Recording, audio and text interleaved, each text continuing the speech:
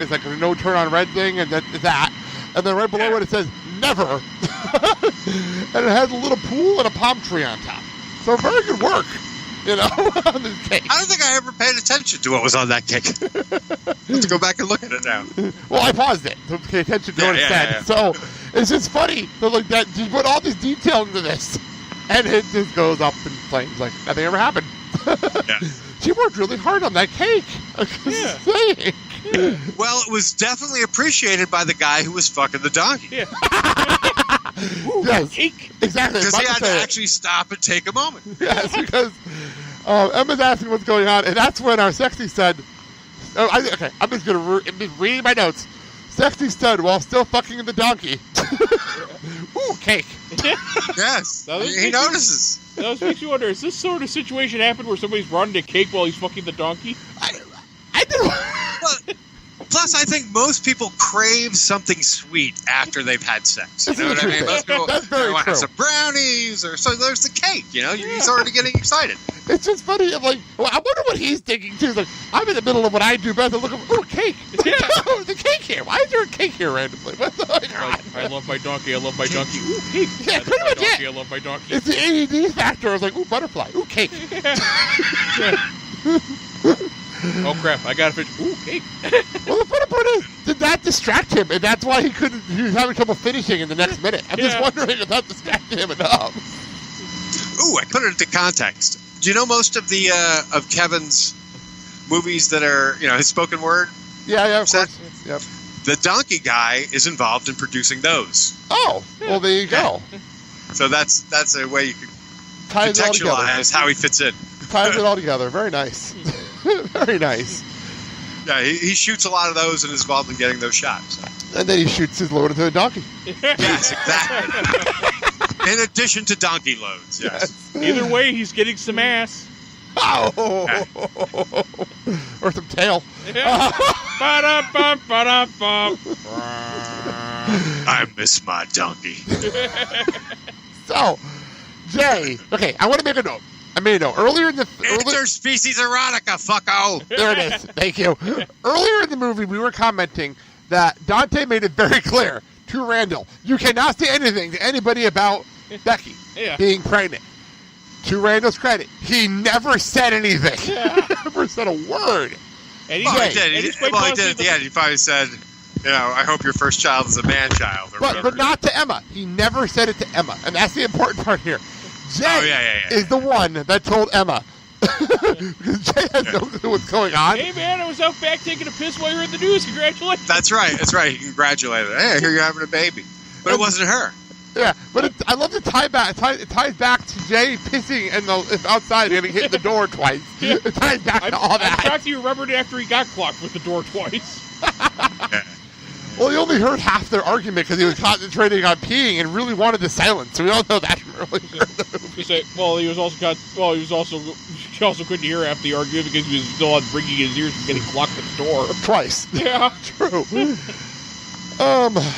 Dante and Becky, you look at Jay like, what the fuck are you talking about? Oh shit! And Jay reveals that you're having a baby, right? And Becky's in shock.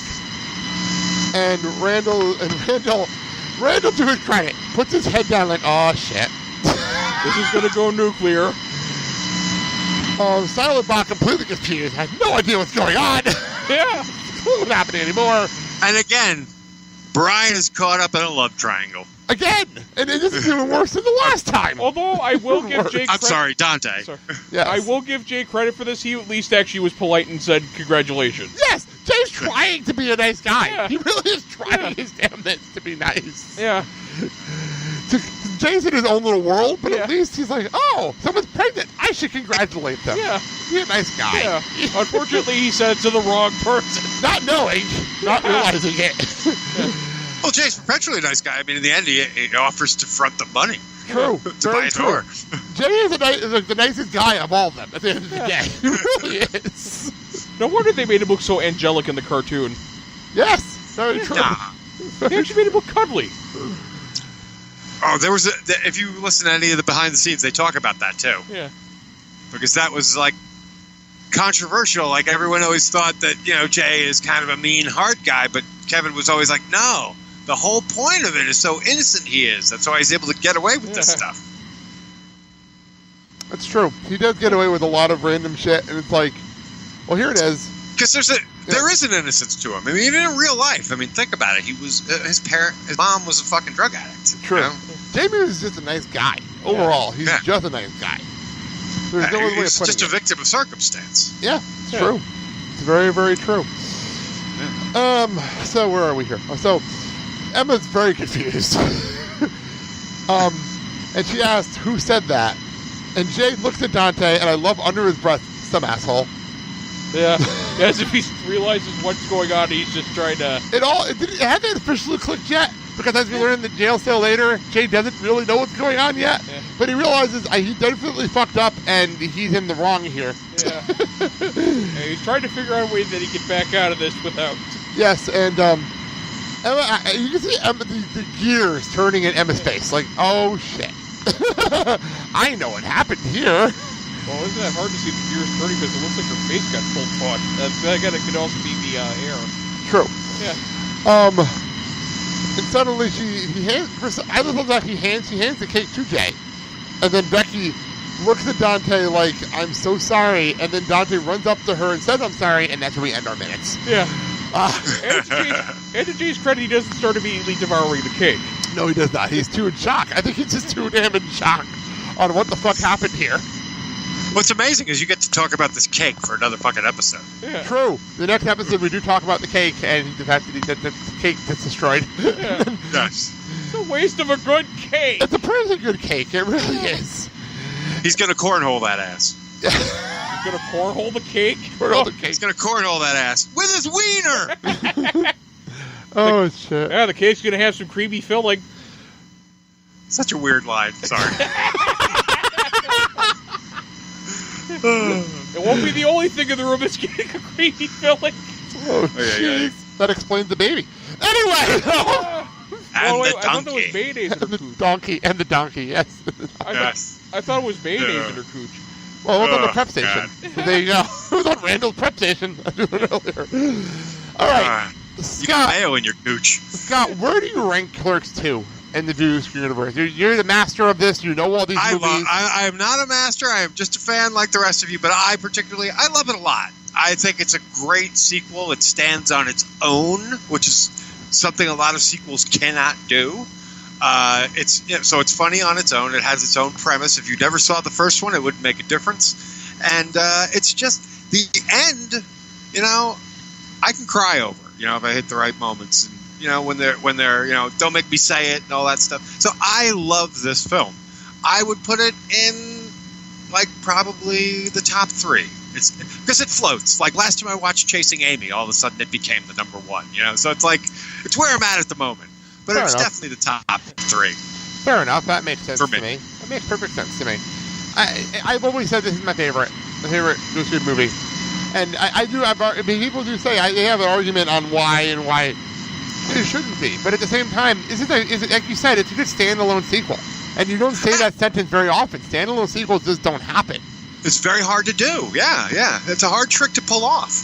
I mean, even in the comic book world, you can't. Even in the MCU, there's not a lot of standalone sequels because you have to know what's going on before this movie. In this movie, you don't need to know the history of anything. If you walked into Clerks 2 cold and you hadn't seen Clerks, you'd be fine. You could watch that movie on its own. And they explain the stuff that's in the other movies. They explain it. Yeah, it's a nice thing to do. It calls back to the first movie really well, where it's not like you're not talking down to new viewers. Probably why this movie was so popular when it did come out. Yeah, it's weird. It has such a weird... I guess people who were so attached to the first film had problems, I guess, just the massive story change, the fact that they're in a different setting, and all that kind of stuff. But to me, I don't know, it amps it up. It brings it to another level. I didn't want to see the first movie over again. You want to see more. And we definitely got more here. We had a lot going on in this movie. And Elias alone is worth the trip. You know what I mean? I agree. He's a character in this movie that you don't get in the first one. Or it's He, like we said earlier, he's the innocent one in their world. Yeah. He's a good foil. He's a good, He doesn't belong here. But of jokes and all that. Yeah. Perfect. And I love this movie. It's got a great heart. Again, it pulls off a sequel without necessarily needing to see the first one, which is a tough trick as a movie maker. And I just, I like it. It's more time with your friends, if you will. Very, very true. All right, Scott, I'm going to let If I could just say something real quick. Go ahead. Say what you want to say. I just want to put this out there to anyone who's not heard ThatMan on Fatman before. I am just another fan, just like the rest of you. I love Kevin Smith. Anything that I've had that's good has come out of my show. I completely owe to the man himself, Kevin Smith. I give him full credit. And, please give us a listen if you two are a fan. We're at ThatMan on Fatman.com. Now we're at ThatManBeyond.com as well. Oh, very cool. You set me up because I was literally going to say, plug your stuff. And you went ahead and did that. Very nice. Well done. All right. On that note, we should wrap things up. You can find us. We're part of the Filling the Void Podcast Network. As if I haven't said, I'm a Kevin Smith expert. As if I haven't said enough where we are. Filling the Void Podcast Network, boss. That's where we are. Every Monday, Wednesday, and Friday, you can find us all over the social medias at Clerks Minute. Scott, where can they find you on the socials? On social media, we're still at ThatMan on Fatman on most, Twitter and all the social media. So just type in ThatMan on Fatman and you will find us. Awesome. And just for people to know, I know your show over the summer was kind of breaking up into whenever you had a chance. Are you going to get back on a regular schedule, or are you just going to keep it sporadic? No, we plan to. It's just there's been a lot going on. I've been getting a lot of work lately, so it's been a bit of balancing act. And plus, my dog died, and I went to a really deep depression, or we had to put my dog down. And there's an episode about it, and it really messed me up, and that threw us off big time too. So fair enough. It's just been personal stuff, and it's life. It's true. It really is. At the end of the day, it's life. But we're coming up on 5 years, so I'm hoping that we have enough of a tail that people just don't abandon us. Yeah, exactly. It's one of those shows that if you're subscribed to it and there isn't a show there for a while, just let it sit there. It'll come. The show's will be back. Yeah, we're pretty good. It's just we had some. Putting my dog down was awful. Yeah. It's really when it comes down to it. I just did not feel like doing anything for over a month. I can't even blame you. Not gonna lie, I can't even blame you. Yes. All right. She's 17 years old, and I had to go through a whole evaluation of, is she ready to put down? Is she not ready? It was miserable. So I'm glad that that's kind of closed out now. I'm starting to feel better. It took a while to even get back on my feet.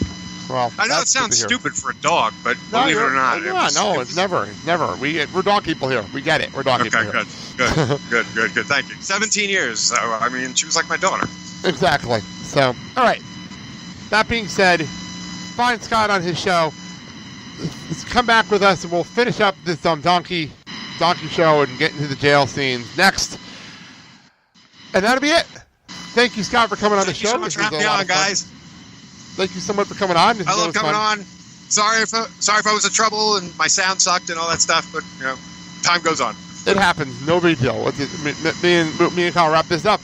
Yeah. Thank you all for listening to the show. I'm Blake. I'm Kyle. Have a good day, everybody. Ooh, cake. Snorting, smoking weed, doing coke, drinking beers, rolling fatties, smoking blunts. Who smokes the blunts? We smoke the blunts, rolling blunts and smoking.